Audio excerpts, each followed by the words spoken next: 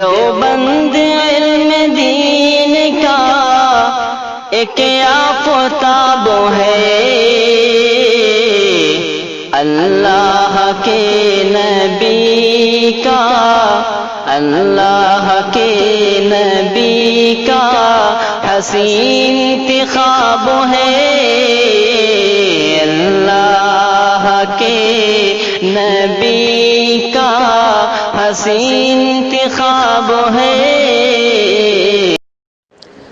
بسم اللہ الرحمن الرحیم۔ یہ رضا خانیوں کا آج کل ایک مسئلہ چل رہا ہے حضرت بی بی فاطمہ رضی اللہ تعالی عنہا کی طرف خطا کی نسبت کے حوالے سے۔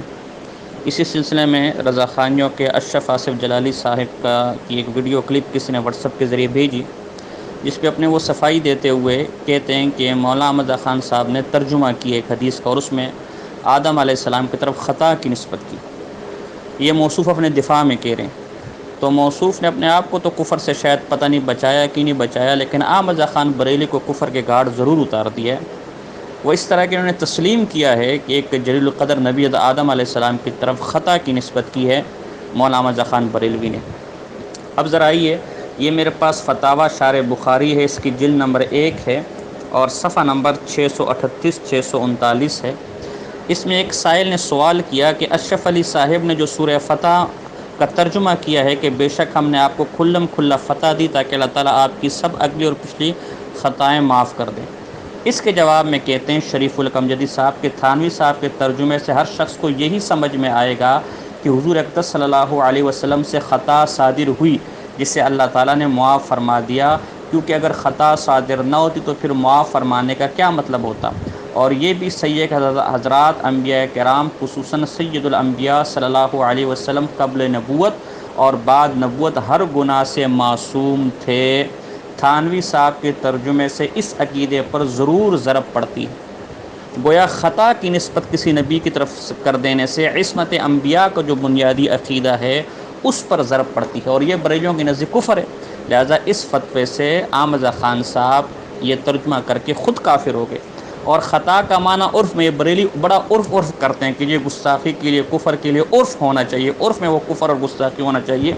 تو عرف میں خطا کو کیا کہتے ہیں، خود اسی صفحے پر صفحہ نمبر 639 پر نیچے لکھے کہ واضح ہو کہ یہ ترجمہ اردو میں کیا گیا ہے، اور اردو میں خطا کے معنی گناہ اور غلطی کے ہیں۔ تو یہ خود انہوں نے واضح کر دیا کہ اردو میں خطا کے معنی گناہ کے ہیں، اور گناہ کی وضاحت نہیں کی، گناہ کبیرہ بھی ہو سکتا ہے، اگرچہ صغیرہ سے بھی یہ معاف مانتے ہیں۔ تو اس فتوے کی روح سے احمد رضا خان بریلوی کافر ہوا، دائرہ اسلام سے خارج ہوا۔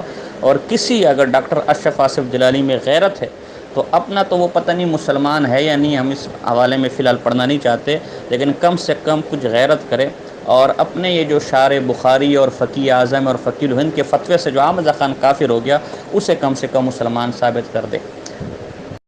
ایمان کو دیکھیں، ایران کو نہ دیکھیں، قرآن کو دیکھیں، ایران کو نہ دیکھیں۔ مستدرک للحاکم کی حدیث ہے،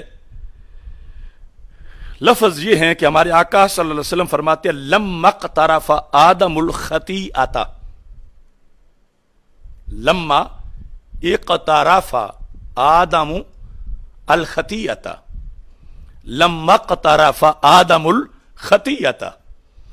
اب میں اپنی زبان کا ترجمہ نہیں، میں بریلی کے تاجدار کا لکھا ہوا ترجمہ دکھا رہا ہوں، اور اس طرح میں سینکڑوں دلیلیں سینکڑوں اماموں کی دکھا سکتا ہوں۔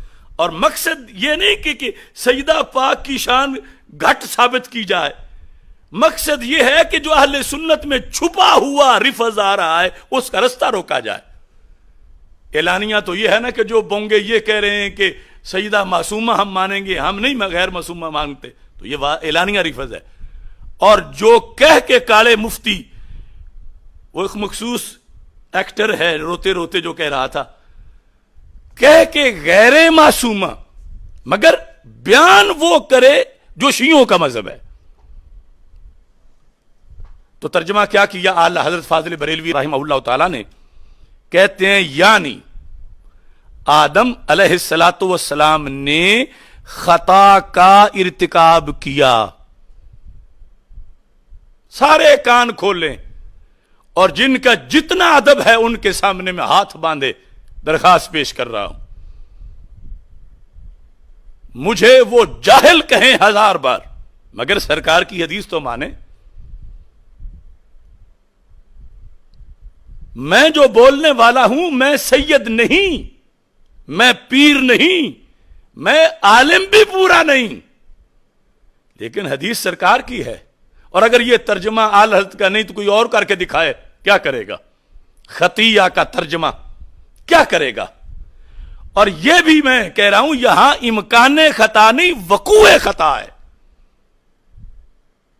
امکان خطا صرف نہیں بلکہ ایک طرفہ ماضی ہے، وہ گندم کا دانہ کھانا، اس کو خطا کہا، اور ساتھ اجتہادی کی قید بھی نہیں ہے۔ جو آج کہتے ہیں کہ وہ پیر میر علی شاہ صاحب نے تو ساتھ اجتہادی کی قید نہیں لگائی، اور تم اب اجتہادی کی قید لگا رہے ہو، یا تم جب بول رہے تھے تو اس وقت تم ساتھ اجتہادی نہیں تھا۔ تو میں ان سب کو ریکویسٹ بھی کرتا